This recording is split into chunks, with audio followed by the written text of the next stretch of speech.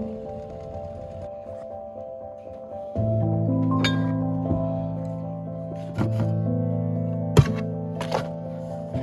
my gosh, look at this ice cream. That looks so good.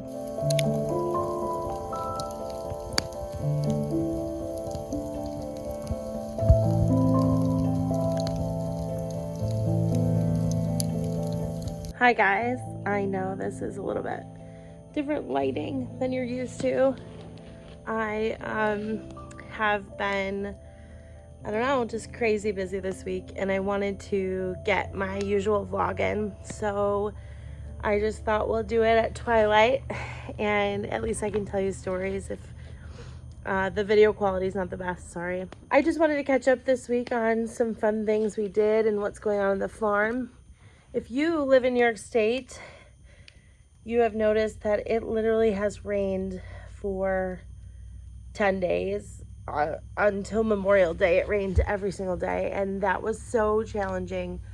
We got our first cutting in. We started, I think it was like the 13th. It was the earliest we'd ever cut, and we were ready to roll, and then all of a sudden it rained, and it didn't stop until 2 days ago. So we feel very behind. We feel a huge pressure on the farm because quality hay is important to what we're doing here, and it's the only thing the cows eat, and so it's huge to get it in time. And yeah, the gardens, what I was able to get in, a lot of it died, so that was a bummer. And it's just kind of like trying to stay positive and trusting that everything happens for a reason.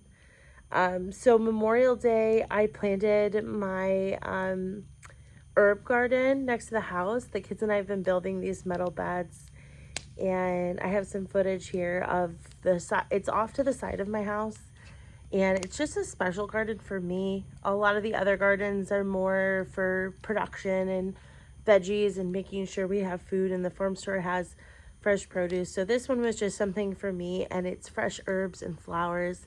And it's also for the pollinators. So a lot of the things I grew were really lovely. And we've already had some butterflies find the garden, which is so exciting, and sparrows. And I'm really excited about that. I have a funny story for you this week. It's completely irrelevant to the farm, but personal to Kelby and I just wanted to memorialize it. When we first got married, we bought this property that I'm sitting on right here. But the house behind me is not our original home. The fire is getting hot, as you can tell. I'm pretty close to it. This isn't our original home. We had a tiny house that we lived in. It was 600 square feet, and it worked really well. But Kelby's dream was always to build a timber frame. And so that's what he did behind me. And one day I'll give you a tour of the layout of the property. But we ended up moving that tiny home down the road, and Megan, who you guys may know, our meat manager and sister, she lives in it. And one of the things that I missed the most about the little home was this little couch that we had. And oh, Kelby's here. I'm filming a vlog. You can sit next to me. I'm telling them the couch story. You're sitting on the ground? I sit on the cushion. It's cozy. Hey guys. I was telling them our couch story. So I missed this little couch that we had. It was like really short and small. It only was a love seat and very 70s vibe with its plaid. And I think we had our first child and realized we needed something bigger. Plus Kelby is a lot taller than me. And so he didn't think it was the comfiest, but I just loved it. So we sold it to a professor down in town, and he put it in his office. Well, 10 years later, or however long ago that was, he posted on Facebook that he was retiring, and he posted pictures of his office, and he still had the couch in his office. So I jokingly was like, hey, that's my couch. And he replied back, would you like it back? And so I didn't tell Kelby. And I went down and picked up the couch and brought it home into its new home. and I'm very excited to have it back. And I just smiled. Yeah. And I he's couldn't the believe best. it. So I was telling them about all of our rain and that we're hoping to get hay in maybe this week. Maybe. Yeah. Yeah, I don't know. It's God okay. will provide. And so in the meantime, we're just doing what we can with what we can.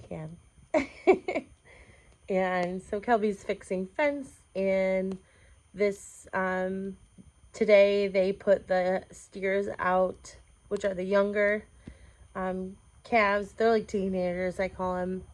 Put them out to the electric fence so they could be trained to that. Because if we don't teach them close to home, they can get out. Well, they can easily run through it, and they only get shocked for the second that they're touching it, and if they haven't been trained to it and there's nothing around it, they run through it and they don't understand why they got shocked. So everything's a process. Tomorrow it's supposed to rain. Yeah. So we're hoping to plant the tomatoes in the high tunnel at least, which feels really late, but all these things catch up.